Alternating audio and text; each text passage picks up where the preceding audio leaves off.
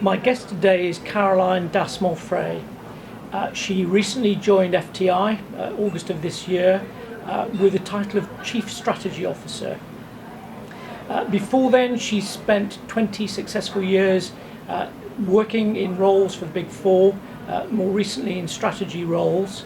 And she's joining us today to talk about being an effective game changer.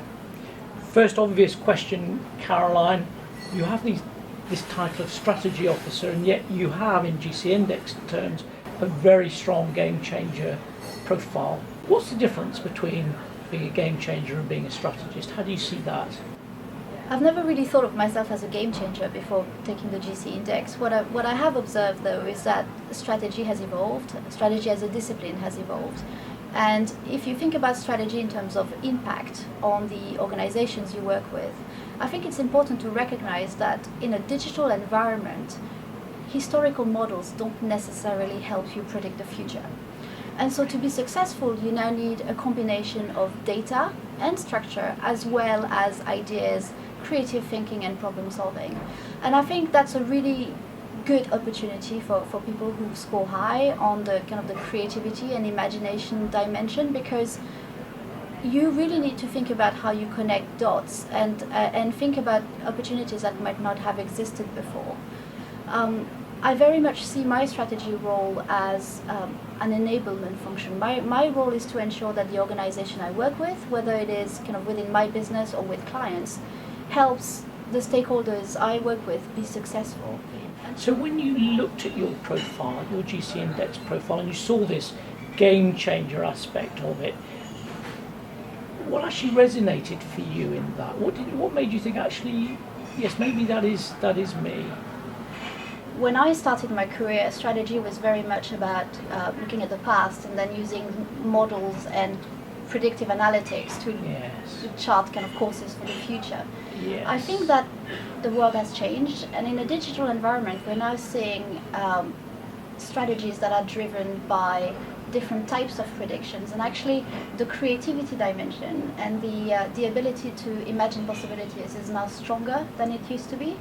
And that has actually helped my career a lot. I've had to adapt my style in the beginning to really perhaps think about how I might be more structured or more linear in the way I do my work. That traditional kind of strategy side. I think when you have that kind of inner creativity, when you see possibilities everywhere, it's easy to get excited about it. It's easy to want to share a lot of these kind of options, and you know, if you're a game changer, you probably enjoy the debate and the tension between some of these concepts. Actually, to get things done in an organization, whether it be within the organization or with clients, you really need to think about how you're going to communicate some of these ideas, some of these requirements, some of these questions to different types. Not everyone fits in the game changer model of the GC Index. And so if I think about the way I've had to work with implementers or polishers or strategists, there really is a need to unpick some of these elements. You probably see hundreds of thousands of possibilities and ways of doing things, and it's easy to want to test these ideas, bounce these ideas of others, but actually if the person in front of you is a strategist, they're not going to engage in that conversation.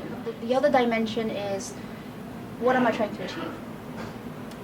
The kind of layer on top of that is, who do I need to have on board? Who do I need to influence? Who do I need to work with? Who are my stakeholders? And then the last kind of element is what impact I'm trying to create.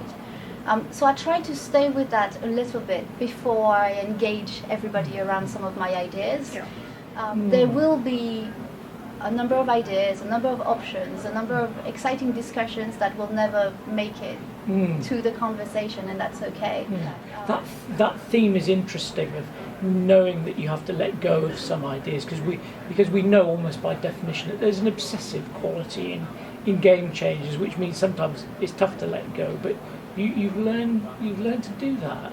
The key learning for me was to empower people around me to challenge me. I mean, I'll give you an example. I had someone in my team last year who worked with me for a long time, and we were very good at working together. And he had permission to tell me this goes in the good ideas bucket.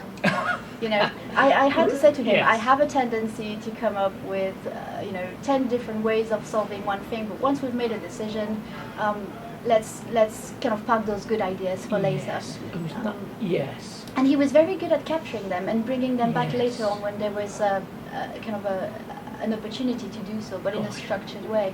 So you've learned as a game changer how to thrive in a corporate setting, because the risk, I think, inherent in that learning is that game changers can overwhelm people with possibilities. There is a structure and an order that you've brought to that process of engaging and sharing and influencing. Caroline, thank you very much for your time. Thank you, John.